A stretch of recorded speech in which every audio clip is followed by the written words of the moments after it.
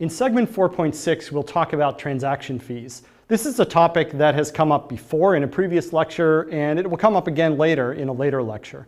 And transaction fees are one of the bits of how the engine room of Bitcoin works, if you will.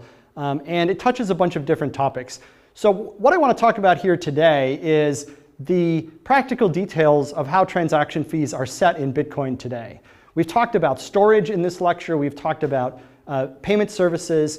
We've talked about exchanges. But bottom line is, whenever a transaction is put into the Bitcoin blockchain, that transaction might pay transaction fees. Now recall from a previous lecture that a transaction fee is just defined to be the difference between the total value of coins that go into a transaction minus the total value of coins that come out.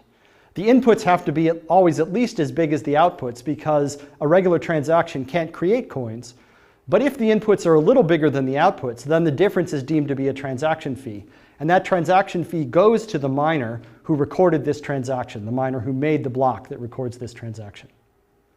The economics of transaction fees are interesting, and we'll come back to this in a later lecture. But what I want to talk about today is how transaction fees are actually set in Bitcoin as it operates as of the time of this filming.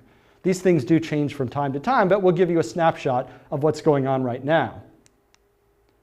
Okay, so why do transaction fees exist at all? Well, the reason is that there's some cost that someone has to incur in order to relay your transaction. The nodes in the Bitcoin peer-to-peer network need to relay your transaction, and ultimately a miner needs to build your transaction into their block, and it costs them a little bit of computational effort to do that.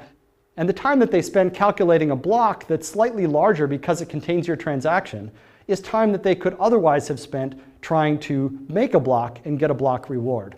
So there is a cost both to the peers in the peer-to-peer network and to the miners of incorporating your transaction. So the idea of a transaction fee is to somehow compensate people for those costs that they incur because your transaction exists. Generally, you're free to set the transaction fee to whatever you want it to be. You can pay no fee or you can pay a high fee. But as a general matter, if you pay a higher transaction fee, it's natural that your transaction will be relayed and recorded more quickly and more reliably. Okay. So the current consensus transaction fees are as follows. First of all, no fee is charged if the transaction is less than 1,000 bytes in size, in total size, if all of the outputs of the transaction are 1/100th of a Bitcoin or larger. That's currently worth about $5 or $6 US. And if the priority of the transaction, according to a certain formula, is large enough. The priority formula works like this.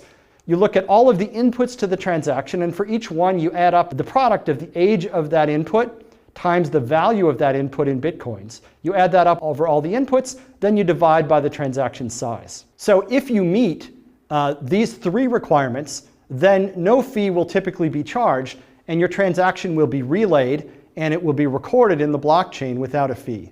Otherwise, a fee is charged, and that fee is about 0.0001 Bitcoins per 1,000 bytes. And that's a fraction of a US penny per 1,000 bytes. Now, just as an aside, the approximate size of a transaction based on the number of inputs and the number of outputs is about 148 bytes per each input, plus about 34 bytes for each output, plus about 10 bytes for other information. And so a transaction that's of small size has maybe 2 inputs and 2 outputs. Its size would be 400 to 500 bytes. All right. Now, the current status quo is that most miners enforce the consensus fee structure, which means that they will either not service or will service last transactions that don't meet the consensus fee structure. So if you don't pay the consensus fee, your transactions will typically take longer to be recorded.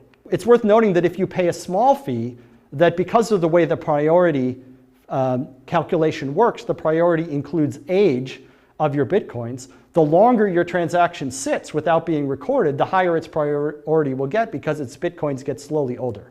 But in any case, if you haven't paid the consensus fee, your transactions will probably take longer to find their way into the blockchain. Maybe that's okay with you.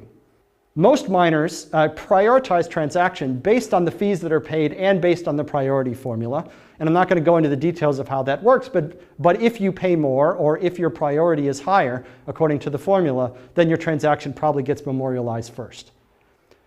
Now finally, I said this was the consensus and that most miners do it. But in fact, there are other miners who don't enforce these rules and who will record and operate on a transaction even if it pays a smaller fee or no fee at all. So if you make a transaction that doesn't meet the fee requirements, it will probably find its way into the blockchain anyway.